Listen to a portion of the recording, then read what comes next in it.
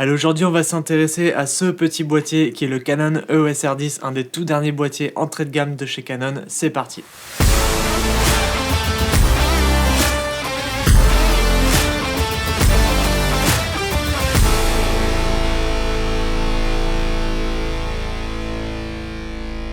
Hello, c'est Nico, j'espère que tu vas bien et bienvenue dans cette nouvelle vidéo. Ce boîtier est sorti il y a presque un an mais il reste quand même tout nouveau. On va parler aujourd'hui du Canon EOS R10 que j'ai la chance d'avoir pendant quelques jours le temps de faire cette review. Alors jusqu'à présent et depuis l'arrivée de Canon sur le marché des hybrides, on a eu le droit uniquement à du boîtier haut de gamme voire très haut de gamme entre le Canon EOS R, le R6, le R5 et le R3. Et c'est que très récemment que la marque a décidé de séduire un public un petit peu moins confirmé avec l'arrivée de ces deux boîtiers, le R7 que voici et le R10 qui sont les deux premiers boîtiers hybrides en monture R dotés d'un capteur APS-C. Alors le R7, si jamais tu me suis depuis un petit moment, tu as dû déjà voir passer cette vidéo dans laquelle je présente et je teste ce boîtier. Si jamais tu ne l'as pas vu, tu peux la voir juste ici, après celle-ci bien entendu. Alors je dirais que le R7 je le place dans la gamme amateur confirmé, semi-pro voire même professionnel, et aujourd'hui on a son petit frère le R10 qui est sorti en même temps et qui est plus considéré comme étant le boîtier on va dire accessible au grand public, et c'est justement ça qui manquait chez Canon côté hybride. Alors au moment de passer sur l'hybride, ils ont dû se dire bon allez, on va créer des boîtiers pour répondre à la demande des professionnels, et quand ils seront équipés on va essayer d'initier d'autres personnes à la photo. Donc je pense qu'on a là toute la réflexion de Canon et ce pourquoi ce boîtier est sorti bien après le haut de gamme. Alors on a eu le droit au M50 qui est sorti il y a pas mal d'années également, mais qui était quand même un boîtier entrée de gamme hybride avec un capteur APS-C, mais du coup le truc c'est que le choix des optiques était très limité car on était sur une monture M. Là avec le R10 on est sur de la monture RF, donc la même monture que celle des boîtiers R5, R6 et toute la gamme R en fait. Et aujourd'hui, Canon ne développe plus que cette monture et le choix des objectifs augmente très rapidement. Bon, assez parlé histoire, on va s'intéresser maintenant aux caractéristiques de ce boîtier, c'est ce qui nous intéresse, et ensuite on va faire quelques tests et je te montrerai des exemples, quelles sont ses limites, et enfin je finirai par te donner mon avis pour qui ce boîtier est-il fait. Si jamais t'es nouveau sur cette chaîne, moi je t'encourage à t'abonner, c'est gratuit, ça montre ton soutien et ton engagement. Moi je passe des heures et des heures, voire même des jours à faire ces tests et essayer de répondre à toutes les interrogations. Donc si jamais ce genre de vidéo te plaît, tu sais comment me soutenir. Donc comme je te l'ai dit tout à l'heure, on est sur un capteur APS-C, donc c'est plus petit qu'un plein format comme pour le R6 ou le R8 par exemple. Donc ça veut dire que sur un capteur APS-C, selon l'objectif qu'on utilise, on aura un crop de l'ordre de 1,6. Donc plus concrètement, si on met un objectif de 100 mm, on n'obtiendra pas une photo s'apparentant à du 100 mm, mais plutôt du 160 mm. L'avantage de ça, c'est qu'on va pouvoir accéder à des sujets beaucoup plus lointains, mais le problème, c'est qu'on va être vite limite au niveau du grand angle. Avec le R10, on a une résolution de 24,2 millions de pixels, un écran de 5,5 pouces orientable, retournable, tactile, tout ce que tu veux. On a l'autofocus dual pixel AF2 avec reconnaissance et suivi des personnes, des animaux, des véhicules aussi bien en photo qu'en vidéo. On a une rafale pouvant atteindre jusqu'à 15 images par seconde avec l'obturateur mécanique et jusqu'à 23 images par seconde avec l'obturateur électronique. Au niveau de la plage ISO, donc la sensibilité en basse lumière, on peut aller jusqu'à 32 000 ISO en photo et jusqu'à 12 800 en vidéo. Concernant la vidéo, justement, on peut faire de la Full HD jusqu'à 120 images par seconde et de la 4K jusqu'à 60 images par seconde avec un crop très important de l'ordre de 64%. En plus de ça, on a des modes HDR aussi bien en photo qu'en vidéo. On a le mode Rafale RAW avec l'option de pré-prise de vue. On a un flash intégré et un mode timelapse. Alors au niveau de l'aspect, il ressemble beaucoup au R8 que j'ai présenté sur la chaîne il y a quelques temps. Je te mets la vidéo ici si jamais ça t'intéresse. Il est un petit peu plus petit que le R8 qui est déjà très petit également. Il pèse 429 grammes, soit environ 30 grammes de moins que le R8. Alors honnêtement au niveau du poids, moi j'ai pas senti la différence entre les deux. Par contre le grip est vraiment très fin, et moi qui ai des grandes mains et qui suis habitué à des boîtiers beaucoup plus gros, je dois avouer que ça me fait un petit peu bizarre. Au-dessus on retrouve la molette de sélection des modes, le bouton d'enregistrement vidéo, le bouton de verrouillage des commandes, le bouton multifonction, le déclencheur ainsi que deux molettes de sélection et le switch on-off. Sur la partie arrière on a le bouton menu tout à gauche, le joystick, le bouton AF on, le bouton de mémorisation de mise au point, le bouton de sélection de mode de focus, la touche info, les commandes rapides ainsi que les boutons de navigation. La molette pour le viseur se trouve juste en dessous. À droite il n'y a aucun bouton et à gauche on retrouve une prise pour venir brancher une télécommande, une prise pour venir brancher un micro, une prise micro HDMI et une prise USB-C. On n'a pas de prise casque. Sur la face avant, on retrouve un bouton ainsi qu'un switch AF-MF. Alors ce bouton permet, lorsque tu utilises un objectif sans sélecteur de mise au point comme celui-ci, de pouvoir configurer le fonctionnement de la mise au point à partir de l'appareil. Pour cela, il suffit d'activer le bouton dans les menus. Enfin, on a le flash sur le dessus qu'on peut relever simplement, et sous le boîtier, on a l'emplacement pour la batterie avec la carte SD. D'ailleurs, concernant la batterie, il s'agit d'une LP-E17, la même batterie présente sur les Canon R50 et Canon R8. Alors c'est pas la meilleure en termes de capacité et d'autonomie, mais bon, je pense que pour un boîtier comme le R10, c'est largement suffisant. Bon, je suppose que si t'as cliqué sur cette vidéo, c'est pour avoir des tests de ce boîtier, et t'as bien raison. J'ai commencé par le tester tout d'abord en vidéo, contrairement à d'habitude où je fais essentiellement de la photo en premier. Alors déjà, première chose à dire lorsqu'on arrive sur le mode vidéo, si jamais t'appuies sur le bouton Q, tu peux voir qu'on a le choix entre 3 modes. Le premier mode, c'est le mode automatique où l'appareil va régler les différents paramètres tout seul comme un grand. Ensuite, on a le mode M, donc le mode manuel. Là, on va pouvoir gérer nos réglages d'ouverture, de vitesse et de sensibilisation ISO. Enfin, on a un mode HDR qui nous permet de pouvoir shooter avec une meilleure plage dynamique et des meilleurs codecs. Donc ça, c'est un bon outil pour perfectionner ses vidéos et monter en gamme dans ses productions. Donc malheureusement, on n'a pas de log sur ce boîtier. Le profil log, c'est quelque chose qui ressemble à ça. C'est un profil d'image qui est très désaturé, qui comporte énormément d'informations, notamment au niveau des hautes lumières et des tons sombres, et grâce auquel tu vas pouvoir avoir plus de latitude lors de la partie étalonnage. Donc le fait qu'il n'y ait pas de log présent sur ce boîtier, je pense que c'est parce que ce boîtier est destiné à des débutants ou à des amateurs, et que l'utilisation du log est plus destinée à un usage professionnel. Donc j'ai testé le mode automatique du R10 avec quelques plans très simples. Je te fais un petit montage en 4K.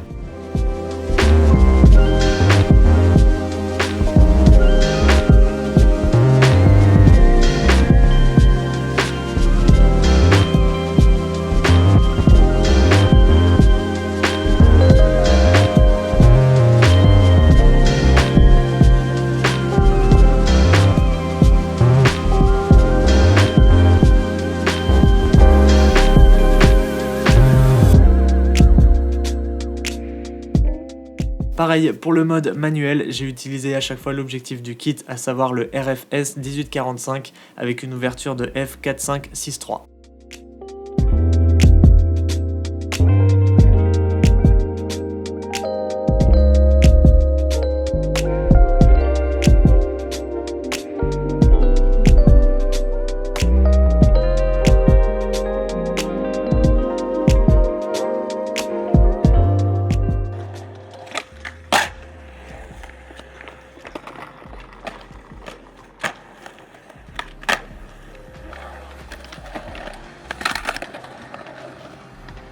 Et enfin, le mode HDR avec des petits comparatifs avec le mode M.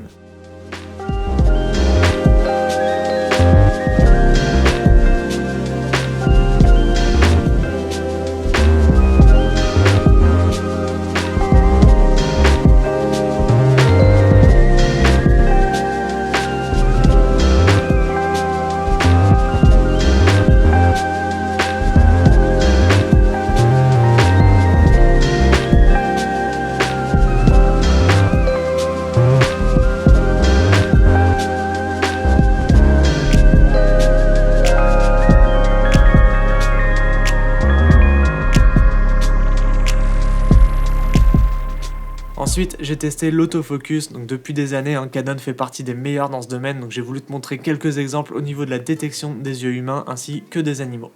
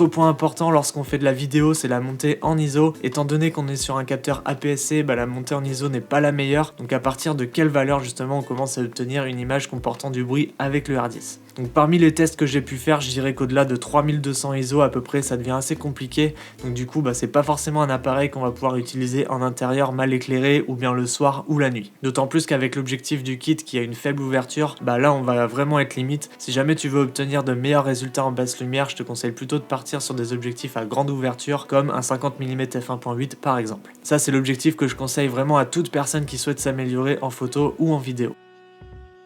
Autre test en vidéo, on l'a vu tout à l'heure, mais lorsqu'on souhaite passer en 4K 50 ou 60 pour faire des plans au ralenti, il y a un crop sur l'image, donc ça veut dire qu'on vient zoomer sur l'image. C'est d'ailleurs marqué dans les options, il y a écrit 4K crop. Mais du coup, à quel point ça peut affecter nos prises de vue, c'est ce que je voulais tester, et je dois dire que parfois c'est assez contraignant parce qu'on est obligé de beaucoup reculer de notre sujet par rapport à la 4K classique, ce qui fait que si jamais tu veux faire matcher les valeurs focales, là ce sera vraiment très compliqué. Quelque chose qui sera impossible à faire, ce sont des ralentis en grand angle, par exemple un 15 mm. Déjà qu'on est sur un capteur APS-C, rappelle-toi, avec un crop de 1,6, ce qui fait qu'avec un 15 mm, on est en réalité à 24 mm, et si à ça on ajoute le crop de 64%, en 4K 60 on arrive à 37 mm, ce qui ne correspond plus du tout à du grand angle. Donc on est à plus du double de notre valeur focale initiale, ce qui peut poser un sérieux problème si jamais tu veux faire des cadrages précis au ralenti. Après, ça fonctionne quand même super bien, je te montre quelques exemples de plans pris avec la 4K 50 crop du Canon EOS R10.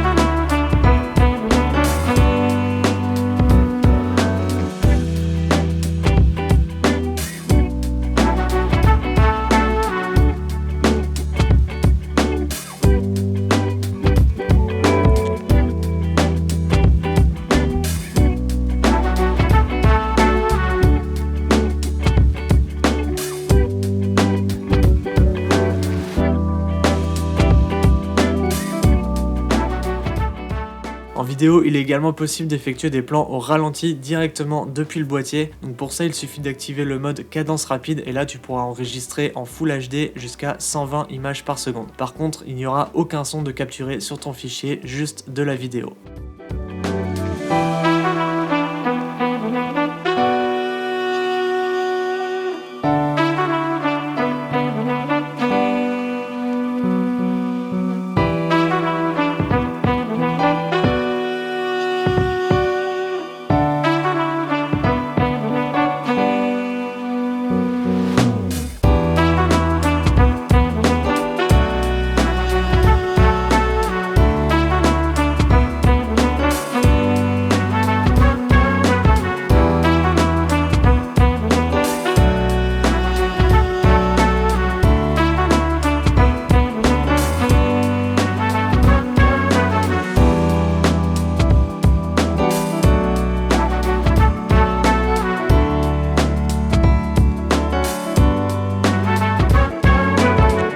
Alors il existe également un mode de stabilisation de présent sur le R10, donc ça c'est bien, on peut l'activer et ça va permettre d'obtenir une meilleure qualité de tes plans, ce sera un peu plus stable. Donc ça c'est possible de l'activer en plus de la stabilisation numérique qui n'est malheureusement pas dépourvue d'un crop sur l'image décidément. Donc j'ai pas le coef exact mais c'est assez minime même si c'est présent. Alors j'ai testé la stabilisation avec différents objectifs pour que tu vois la différence, je te mets un petit montage avec les valeurs sur l'écran.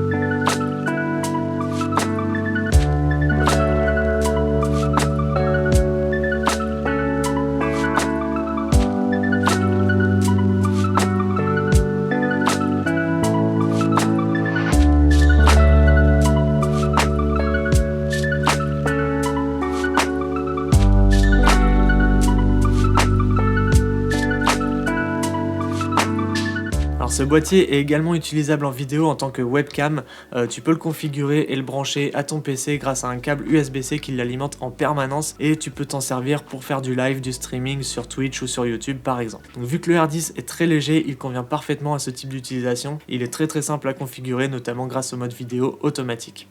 Donc si jamais ça c'est quelque chose qui t'intéresse, tu peux par exemple mettre un 16 mm f2.8, c'est un objectif grand angle et grâce à ça tu pourras avoir une très belle profondeur de champ parce que vu qu'il ouvre à f2.8, tu pourras avoir un beau flou d'arrière-plan. Dernier test en vidéo, j'ai voulu voir comment se comportait le rolling shutter. Si jamais tu sais pas ce que c'est la déformation des lignes verticales lors d'un déplacement horizontal en vidéo. C'est également perceptible en photo lorsqu'on utilise une vitesse d'obturation très rapide pour photographier une action qui l'est tout autant. Donc souvent et sur la plupart des boîtiers, lorsqu'ils n'ont pas de capteur empilé, on se retrouve avec un effet de déformation sur l'objet en question et c'est justement ça qu'on souhaiterait éviter. Donc j'ai testé en vidéo en faisant des mouvements panoramiques sur un sujet qui verticalement est censé être parfaitement droit. Et ici on peut voir qu'il y a quelques petites déformations, donc ça c'était à prévoir, ce genre de défaut est beaucoup présent sur énormément de boîtiers, même de la gamme professionnelle, mais ça c'était important de le mentionner quand même. Allez, on passe au test en photo. J'ai voulu tester la rafale dans un premier temps. On a le mode de rafale classique à 15 images par seconde avec l'obturateur mécanique et c'est déjà pas mal pour un boîtier débutant. Je l'ai testé un petit peu et vraiment il est très bien. L'autofocus fonctionne parfaitement, le sujet est toujours net, donc on peut dire qu'on peut faire confiance à la fois au mode rafale et à la fois à l'autofocus.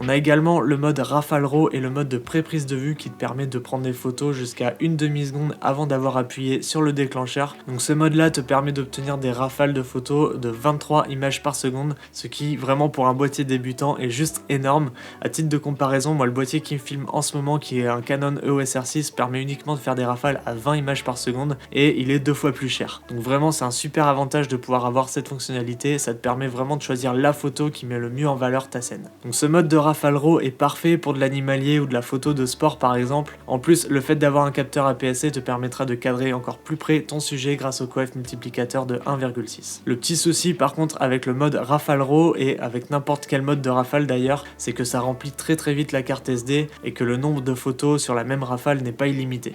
Du coup, il faut bien anticiper le moment où tu vas prendre ta rafale parce que si c'est trop tôt, tu vas louper le meilleur moment de l'action et si c'est trop tard également. Quoique si c'est trop tard, tu pourras toujours compter sur les 0,5 secondes du mode de pré-prise de vue, d'où l'avantage de shooter en mode Rafale RAW. Donc les modes rafale permettent d'obtenir des meilleurs résultats en JPEG parce que les fichiers sont plus compressés et moins volumineux, donc du coup plus facile à écrire sur la carte SD. Mais si jamais tu veux effectuer des retouches photos, il vaut mieux utiliser le mode Rafale RAW. Concernant les cartes SD, moi je te recommande d'utiliser des cartes en UHS-2, de préférence V90 ou au pire V60, mais pas en dessous parce que les capacités d'écriture sont vraiment réduites et ça c'est quelque chose que tu sentiras au quotidien. Il y aura cette petite lenteur à l'écriture qui à long terme sera vraiment contraignante, crois-moi, je suis passé par là. Quoi qu'il arrive, je te mets des liens dans la description si jamais t'es intéressé pour acheter des bonnes cartes SD. Je conseille pas forcément de prendre des cartes à grosse capacité de stockage, mais plusieurs cartes avec une excellente vitesse d'écriture. C'est vraiment ça le plus important. Moi je recommande plutôt l'achat de 2 cartes V90 de 64 Go plutôt qu'une carte de 128 ou de 256. Bon, revenons au R10. Niveau autofocus, on l'a vu en vidéo, c'est vraiment un tueur. En photo, c'est la même chose, il perd rarement son sujet et lorsqu'il le perd, il le retrouve très facilement. Alors malheureusement, j'ai pas trop eu le temps de le tester, mais vu qu'il s'agit de la même technologie d'autofocus que sur le R7,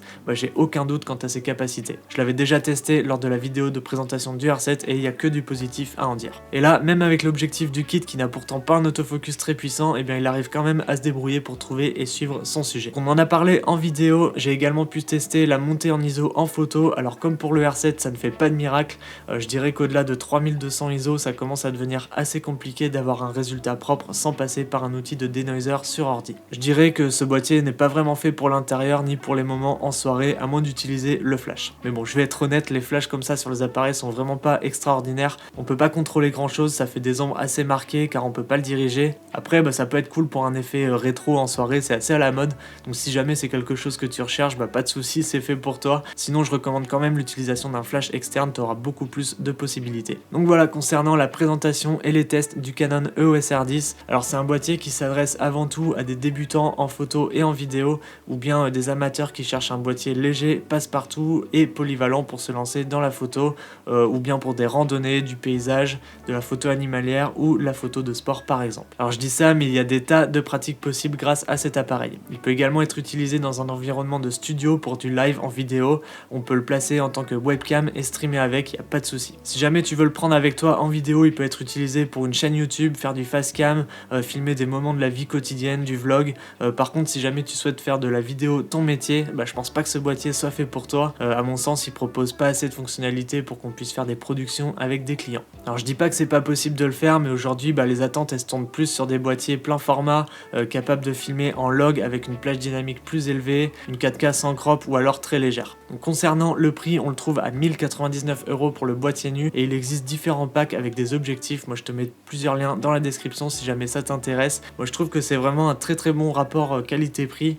Il faut savoir qu'on a quand même le meilleur autofocus du marché, une rafale à 23 images par seconde, de la 4K 60, certes croppée mais de la 4K 60 quand même. Et franchement quand on regarde la concurrence, il est difficile de trouver quelque chose d'aussi polyvalent et d'aussi récent parce que beaucoup de constructeurs se livrent une bataille acharnée au niveau des capteurs plein format, ce qui laisse pas mal de place aux capteurs APS-C pour se développer. Donc d'ici peu je devrais sortir une vidéo dans laquelle je présente les menus du Canon EOS R10 et comment je les configure selon mon utilisation. Donc si jamais c'est quelque chose qui t'intéresse, je t'invite à t'abonner à la chaîne pour ne pas la louper. Voilà, c'est tout pour cette vidéo. Si jamais tu as des questions, n'hésite pas, l'espace commentaire est là pour ça. N'hésite pas également à liker et moi je te dis à très bientôt pour une nouvelle vidéo. Porte-toi bien, ciao.